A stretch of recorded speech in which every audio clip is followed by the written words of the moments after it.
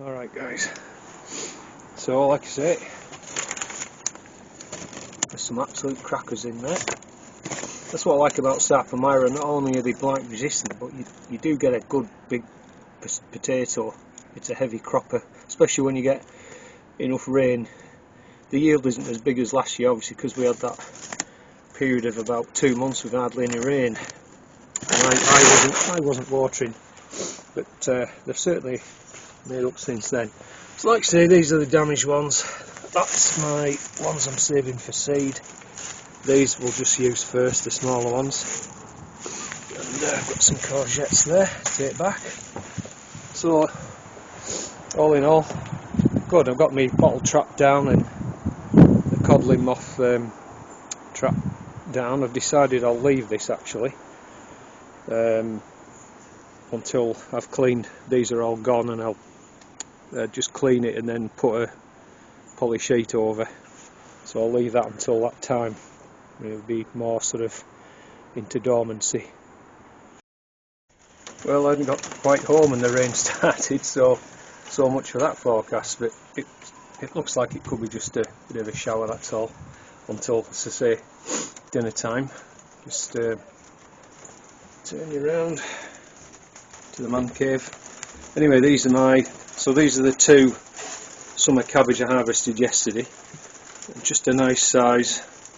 This is variety Primo. I believe it was called Golden Acre. But nice solid heads. I like them. I'm going to grow them every year, I think. I really like them. And then those 4 I harvested not yesterday, the day before I think it was, and then I just, you see the difference in size, because we were away for a couple of days and that's all it takes. But they won't get wasted. We're doing a lot of roast veg at the moment. Quick look in the back. So the dwarf French beans are finished. If there's any pods on, I think probably just leave them for seed now, because there are 1 or 2. Although to be honest, I do have plenty of seed, but what I am wanting to save is this one that turned out to be like a climbing bean, and they're just ripening quite nicely. There's about maybe 6 pods on. That'll give me enough beans to try them next year and see if they turn out the same, you know, and then if they do, I'll just keep them going. And I've got some spinach here that's ready for taking. It's weird, isn't it, though, that leaf miner, look, already it doesn't seem to be affected by the cooler conditions, so I might yeah, it's spreading right through it. And then we've got some what is it, miner's lettuce there.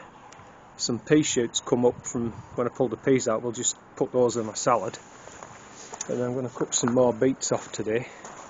So what I've been doing is I've been taking these smaller ones, like there's a couple there, leave the bigger ones, and then by the time we come to clear the bed, you know, it'll just all be big ones ready for storage. I put that one to sleep now. These are me 4 Savoys, so we'll see if they head up next spring, hopefully. There was some caterpillars on, but I found them anyway, pulled them off, and hopefully they'll recover alright. I've got some radish here. I think that one's gone to seed. But there's 1 or 2 useful ones, some spring onion and some lamb's lettuce again there.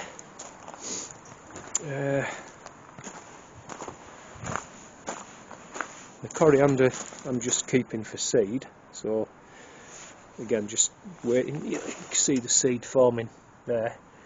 I'll just wait till it sort of ripens and then hang it upside down in the shed probably. I showed you these beets on a community page the other day, but they're lovely. So I might have some more of them for tonight. And we've got my Lolo Rosso lettuce and Mizuna here for salads, just in the frame. Let's have a look. Some spring onions, I think they're going to go in the greenhouse. Coriander there. That's my winter lettuce just there. I might have to resow those though. Here comes another shower, you can hear it. So yeah, we're on probably the last 2 trusses now. They are still ripening alright, and the bell peppers are doing really well. We've got some really nice ones though. I tell you, I'm chuffed to bits with that. So I'm not sure, I guess just leave them until you know, we get reports of the first potential frost. Is that right? I don't know, I'm not that, you know, clued up on bell peppers, and nobody knows different. Drop me a comment please down below what you think I should do with them. I was just going to leave them until there's any frost, and then just give them a bit more time to ripen. But the basil's still doing fine, and everything's alright in here. Yeah, I don't think we're going to get much done outside today really. Looking a bit grim, isn't it? But we've got some other stuff going on as well, so we've got some drywall adhesive and cement and board finish, plaster boards inside. So we've had a leak, I think the chimney cap is cracked or something. We've got water coming in the back bedroom, and I've had to pull all the new plasterboard, well it was only done 2-3 years ago, pull it all off and knock it back to the brick, and then I put a sort of mix of cement and this stuff. What is it? SBR. Apparently it's called tanking, so it's supposed to make it so that water can't penetrate through it. So I brushed that onto the brick, 2 coats. Mate's coming Monday, to do a sand and cement render. Hence I've got 6 bags of sand out there. Here's my onions, by the way. Great crop of stew on onions. So he's coming to do this sand and cement, and then he's coming 2 days later to reboard and skin it for us. So we've got that going on. We've got a bathroom upgrade that he's coming Monday. We've been waiting a year to have that done, so plenty to go.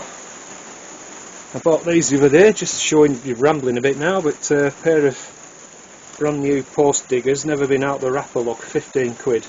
I couldn't resist that. And also this little border fork. I was on my old allotment site the other day, and somebody had put a spade, a bigger fork, and this near the entrance gate saying free till good home. So I saw Ken, the site rep, said, am I alright to take it? Yeah, just take it. And I mean, it was absolutely plastered in shit and everything.